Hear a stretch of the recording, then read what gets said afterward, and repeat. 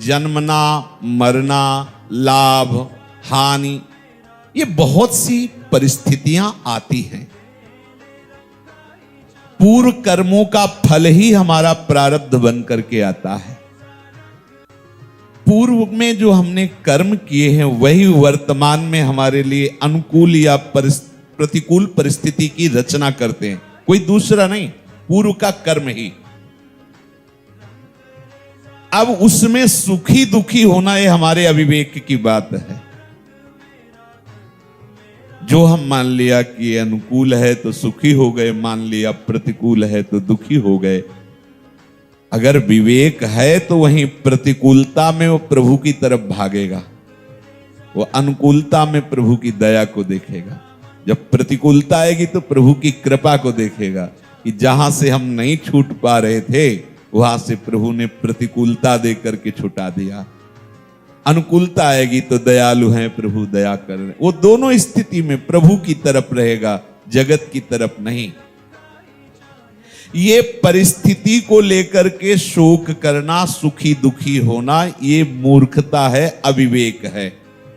परिस्थिति चाहे अनुकूल आवे चाहे प्रतिकूल आवे, वो टिकेगी नहीं। पहली बात तो बिल्कुल ध्यान दे करके सुनिएगा, बहुत सुलझन की बात है, तभी हमारा निरंतर भजन बनेगा। हम इसी में फंसे रहते हैं।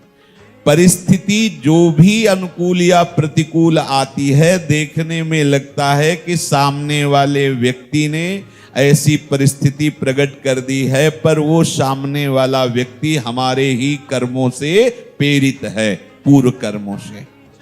उस परिस्थिति का जो हम आरोप कर लेते हैं कि ये अनुकूल है, ये प्रतिकूल है, तो अनुकूल में सुखी होते हैं, प्रतिकूल में दुखी होते हैं। ये सुखी दुखी होना अज्ञान का स्वरूप है, मूर्खता है।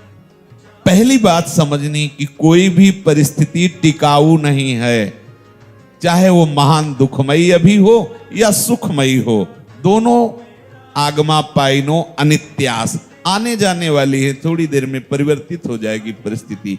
धैर्य रखो, प्रभु के चिंतन में रहो। अनुकूल परिस्थिति में सुख से हर्षित मत हो, फूलो मत। प्रतिकूल परिस्थिति में दुख से शोकित मत हो।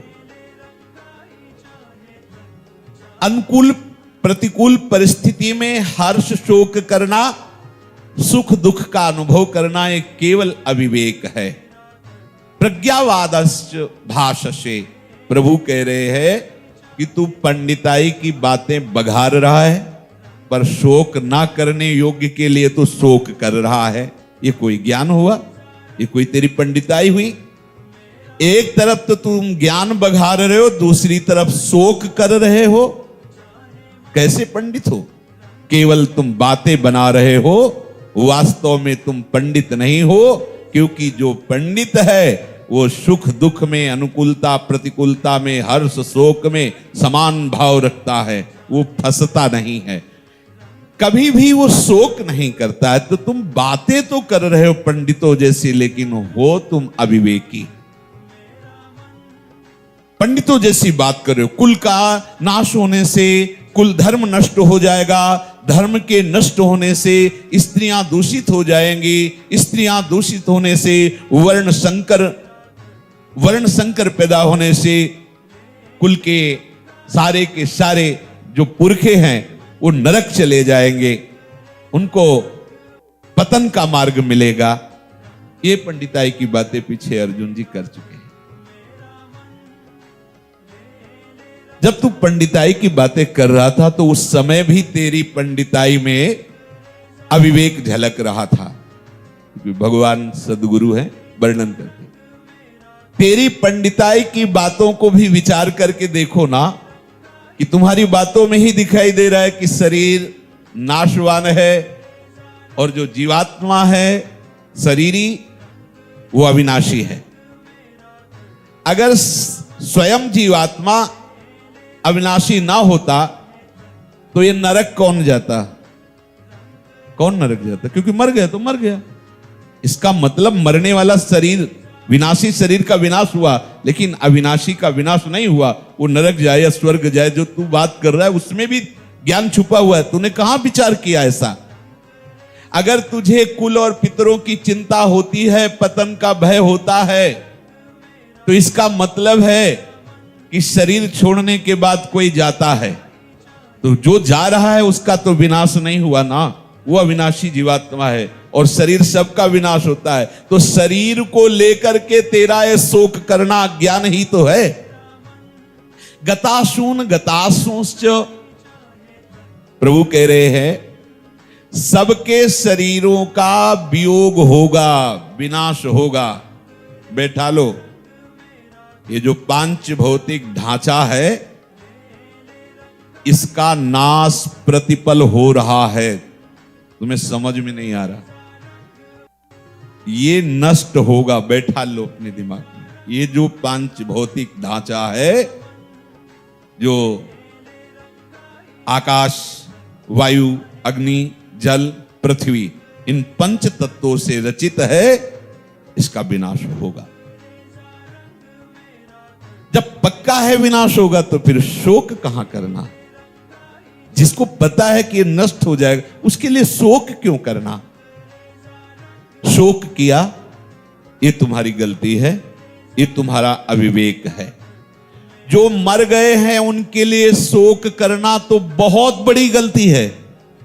कारण कि मरे हुए प्राणियों के लिए जो दुखी होकर के आंसू बहाता है, तो जैसे कोई शरीर छोड़कर जब जाता है उसको जो हम पिंडदान या जो जल अर्घ दान देते हैं वो दैवी विधान से उसके पास पहुंचता है, ऐसे ही जो मृतात्मा के लिए शोकित होकर आंसू बहाता है, नाक, कफ आदि निकलता है, ये उसको परवश होकर के खाना पीना पड़ता है। जिसके लिए तुम रोते हो, ये शास्त्र की वार्ता है।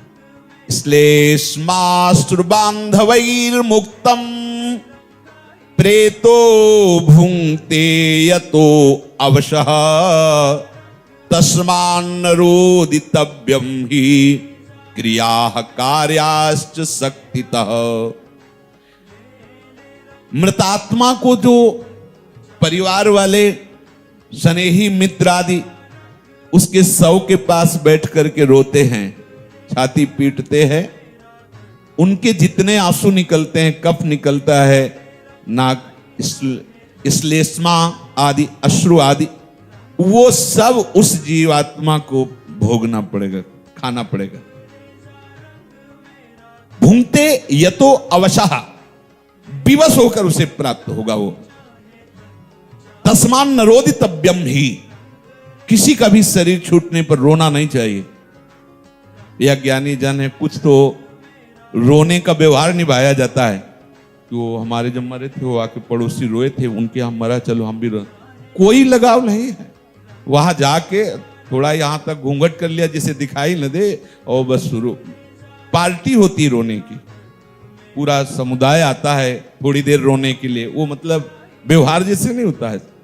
ये सब अज्ञान की धरा। स्पष्ट शास्त्र आदेश कर, तस्मान नरोदितव्यम, किसी के मरने पर रोना नहीं चाहिए। क्रिया कार्याश्च शक्तितः, उसकी जो अंतिम क्रिया है उसको प्रसन्न मुद्रा से करो, नाम कीर्तन करते हुए, भगवती यश गान करते हुए। ये रोना, उसको विवश होकर वो आंसू, ये सब। मृतानां बांधवा ये तु मुंचन्त्यश्रूणि भूतले पिबन्त्यश्रूणि तान्यद्धा मृताः प्रेताः परत्र वै। शरीर छोड़ने वाले जीवात्मा के जो बंधु बांधव, स्नेह संबंधी इस भूतल पर उसके लिए आंसू आदि का त्याग करते हैं, उन आंसुओं को मृतात्मा को परलोक में पीना पड़ता है, नाक, लाट। इसलिए जिनके शरीर छूट गए उनके लिए तो शोक करना बनता ही नहीं। बोले कितना निर्दयी, वो तो मर गया है और ये कथा सुना रहे हैं कि अरे एक आंसू भी नहीं आया इन लोगों के, कितने निर्दयी। किसके लिए? देखो, जब सच्चा ज्ञान प्रकट होगा तो ये शरीर जैसे मुर्दा होने पर ऐसे आपको वर्तमान में भी प्रतीत होगा। इससे कोई वैसे भी प्रेम की दिशा में वर्ण पांचों भूले देह शुद्ध। आचार्य चरण कह रहे थे बचन मिथुन मुख निसरत, सुनि सुनि देह दशा किन भूलो। अब जो जी रहे हैं, जो मर गए, उनके लिए तो शोक करना बनता ही नहीं, और जो जी रहे हैं उनके लिए शोक करना बिल्कुल नहीं बनता है। हां, जो आपका कर्तव्य है उनका पालन पोषण करो, उनके लिए जो व्यवस्था है प्रबंध करो, पर उनके लिए चिंता करना, उनके लिए शोक करना, इनका क्या होगा, इनका क्या होगा, कैसे भरण पोषण होगा, हम हैं तो सहायता कर रहे हैं, हम नहीं होंगे तो सहायता कौन करेगा, ये चिंता शोक ये सब अज्ञान की धरा में होता है। विश्वम्भर भगवान अनंत ब्रह्मांडों के जीवों का पालन पोषण कर रहे हैं, आप कर रहे हो क्या? आप केवल अज्ञान से 4 लोगों को अपना परिवार मान लिया और उन्हीं की चिंता शोक में ये अमूल्य जीवन नष्ट कर रहे हो। वो सोचता है कि आज तो मैं कमा रहा हूं, कल कमा नहीं पाऊंगा, शरीर बूढ़ा होगा, फिर क्या होगा हमारे दुलारे बच्चों का, हमारे आश्रित पत्नी का। वो चिंता में शोक में अंदर ही अंदर जलता रहता है। अगर धन की अच्छी व्यवस्था हो जाए तो सुख मिल जाएगा। धन की अच्छी व्यवस्था कैसे होगी? चलो चाहे पाप करना पड़े, हिंसा करना पड़े, दुराचार करना पड़े, पर मेरा परिवार सुखी रहे, जो कामना करे वो मैं उनकी पूर्ण कर सकूं, क्योंकि अभी समय है, आगे बूढ़ा हो जाऊंगा, क्या हो। तो नाना प्रकार की चिंताओं में।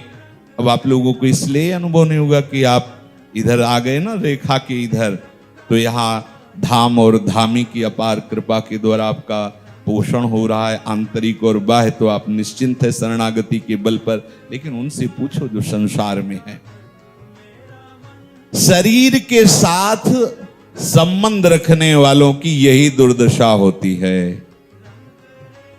शरीर के साथ एकता मानने से, शरीर का पालन पोषण करने वालों के साथ ऐसा घनिष्ठ अपनापन हो जाता है कि उसे लगता है कि मेरा परम हितैषी ये शरीर संबंधी है, पिता माता भाई बंधु, ये ऐसा लगता है।